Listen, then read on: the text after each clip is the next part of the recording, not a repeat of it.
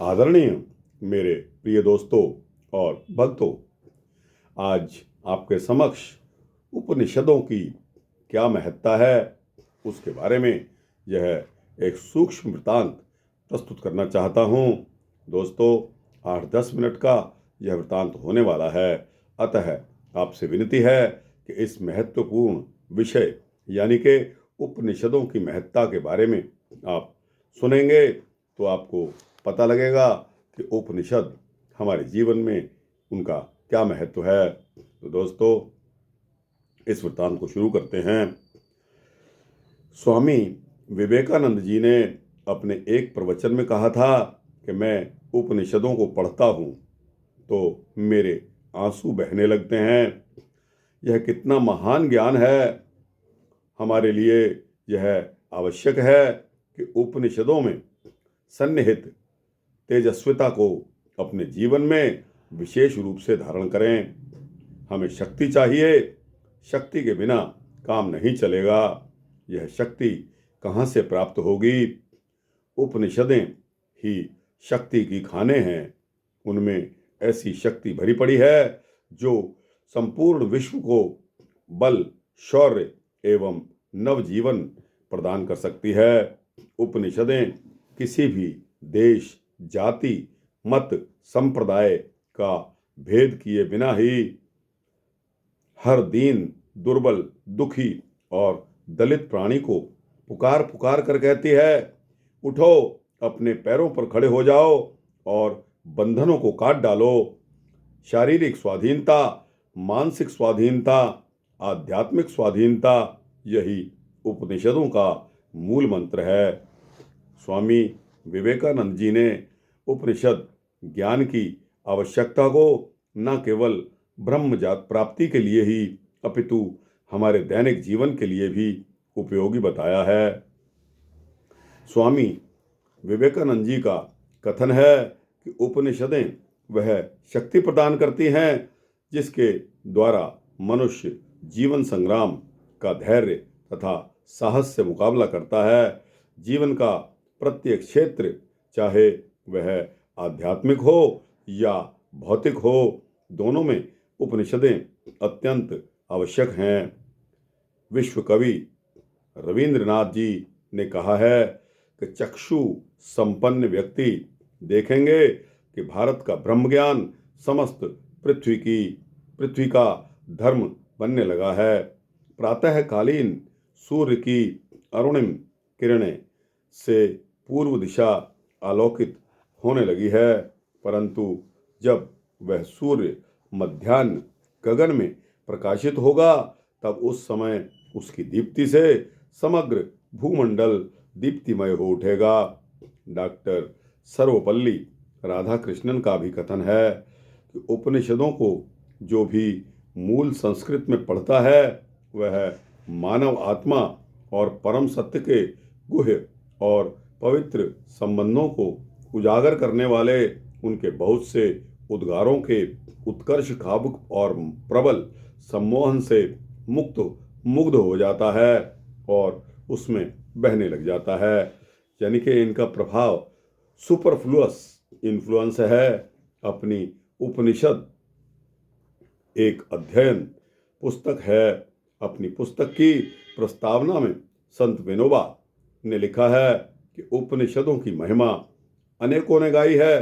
कवि ने कहा है कि हिमालय जैसा पर्वत नहीं है और उपनिषदों जैसी कोई पुस्तक नहीं है, परंतु मेरी दृष्टि में उपनिषद पुस्तक है ही नहीं, यह तो एक दर्शन है। उस दर्शन को यद्यपि शब्दों में अंकित करने का प्रयत्न किया गया है, फिर भी शब्दों के कदम लड़खड़ा गए हैं।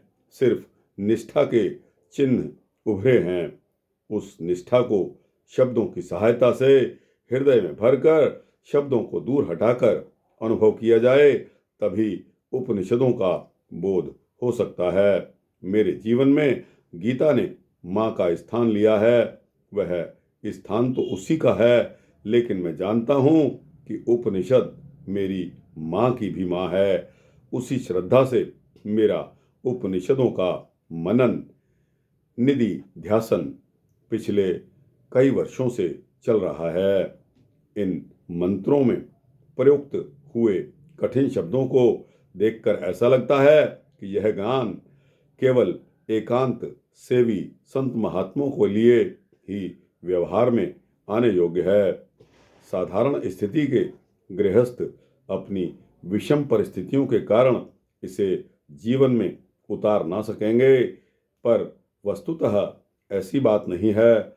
जितना यह ज्ञान कठिन है उतना सरल भी है। जिस प्रकार पानी में तैरना कठिन दिखाई पड़ता है, उसमें दुर्घटना की आशंका भी प्रतीत होती है, किंतु जब सच्ची लगन लग जाती है और प्रयत्न पूर्वक आभास किया जाता है तो वह कठिन कार्य भी सरल बन जाता है। इसी प्रकार उपनिषदों में जिस ब्रह्म विद्या का उल्लेख हुआ है वह भी सरल है। कठिन तो वह उन्हें ही दिखती है जो उससे दूर रहते हैं, दूर से देखते हैं। भीतर प्रवेश करने का साहस करने पर वह सरल दिखाई देती है। जितनी सरल है और साथ में उतनी ही कल्याणकारी भी है। आचार्य बलदेव उपाध्याय के शब्दों में भारतीय तत्वज्ञान तथा धर्म सिद्धांतों के मूल स्रोत होने का गौरव इन्हीं उपनिषदों को प्राप्त है। उपनिषद वस्तुतः वह आध्यात्मिक मानसरोवर है जिससे ज्ञान की भिन्न भिन्न सरिता में निकलकर इस पुण्य भूमि में मानव मात्र के ऐहिक कल्याण और आमुष्मिक मंगल के लिए प्रवाहित होती है। वैदिक धर्म की मूल तत्व प्रतिपादिका की प्रस्थानत्रयी में मुख्य उपनिषद ही हैं।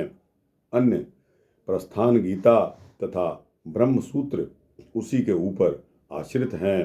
भारतवर्ष में उदय होने वाले समस्त दर्शनों का सांख्य तथा वेदांत आदि का ही यही मूल ग्रंथ नहीं है, अपितु जैन तथा बौद्ध दर्शनों के भी मौलिक तत्वों की आधारशिला यही है। उपनिषद का इसीलिए भारतीय संस्कृति से अविच्छेद्य संबंध है। इनके अध्ययन से इस संस्कृति के आध्यात्मिक रूप का सच्चा परिचय हमें उपलब्ध हो जाता है। इसीलिए जब से किसी विदेशी विद्वान को इसके पढ़ने तथा मनन करने का अवसर मिला है, तब से वह इनकी समुन्नत विचारधारा, उदात्त चिंतन, धार्मिक अनुभूति तथा आध्यात्मिक जगत की रहस्यमयी अभिव्यक्तियों की शतमुख से प्रशंसा करता आया है। दोस्तों, उपनिषदों की महत्ता जहाँ इस पुस्तक की शुरुआत होती है, इसमें 108 उपनिषदों के बारे में दिया गया है। आज इस पुस्तक को शुरू करते हैं। वेद मूर्ति तपोनिल पंडित श्री राम शर्मा आचार्य और भगवती देवी शर्मा के द्वारा यह पुस्तक छापी गई है। और दोस्तों, इसमें उपनिषदों का सरल हिंदी भावार्थ सहित ज्ञानखंड का यह कोश है। आपसे विनती है कि आप इसको आगे आने वाले दिनों में ध्यानपूर्वक सुनेंगे तो आपको ज्ञान हो जाएगा कि हमारे उपनिषदों की क्या महत्ता है। दोस्तों और भक्तों, यह वृत्तांत यहाँ समाप्त होता है। आपको कैसा लगा? अच्छा लगा हो तो इसको लाइक और शेयर करते हुए अपने दोस्तों, भक्तों, मित्रों, जिज्ञासुओं को भेजना। अपनी राय कमेंट्स बॉक्स में अवश्य देना और इस चैनल को सब्सक्राइब कर देंगे तो आपको इसी तरह के सूक्ष्म भक्ति वृत्तांत मिलते रहेंगे। जय श्री हरि, जय श्री विष्णु हरि।